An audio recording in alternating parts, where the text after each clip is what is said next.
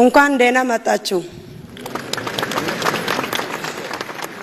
የመጣሁት ከደቡብ ኦሞ ዞን ከሐመር ወረዳ ከካራ ብሔረሰብ ስሜ ሙዶ አኮ ይባላል። ከመጣሁበት አካባቢ አንድ ግጥም ለእናንተ ይዛችሁ መጥቻለሁ።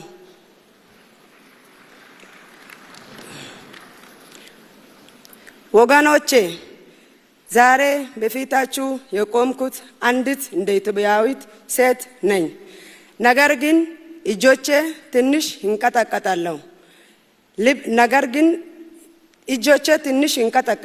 ነገር ግን ልቤ በተስፋ ተሞልቷል። ለብዙ ዘመናት እንደኛ ያሉ ሴቶች ታሪክን ከሩቅ ቆመን እንመለከት ነበር። ሌሎች ይናገር ነበር፣ ሌሎች ይወሱን ነበር። እኛ ግን ከሩቅ ቆመን እናይ ነበር። ወንድማሞቻችንን እንቀብር ነበር፣ እንባችንን እናብስ ነበር። ሰላም ይመጣ ይሁን ብለን እንጠይቅ ነበር። ዛሬ ግን ለመጀመሪያ ጊዜ ሀገሬ እንድናገር ጠርተኛለች።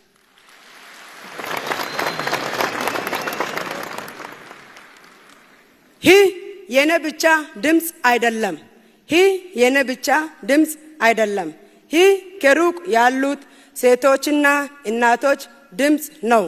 ማን ያልሰማችሁ እናቶች፣ ማን ያልጠየቃችሁ፣ ነገር ግን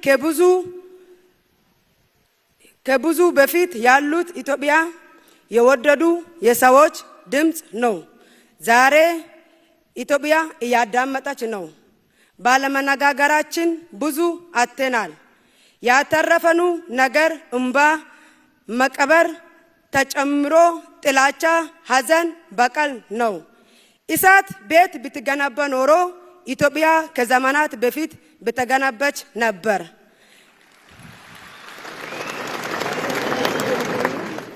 ነገር ግን ቤት የምትገነባው እጆች ሲተባበሩና ልቦች ሲደማመጥ ነው።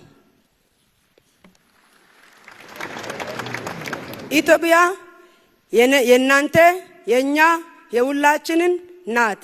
ስለዚህ ወገኖቼ ይዛችሁ የመጣችሁን ቁጣ ቋጠሮ ይዛችሁ አትመለሱ።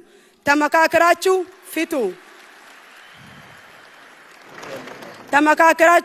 ፊቱ። ማን ያሸንፋል ብለን አንጠይቅ። ኢትዮጵያን አሸናፊ እናደርግ። እኔና የብዙ እናቶች ህልም ነው። ኢትዮጵያን አሸናፊ እናደርግ። ተባረኩ። ስላዳመጣችሁን ከልብ አመሰግናችኋለሁ።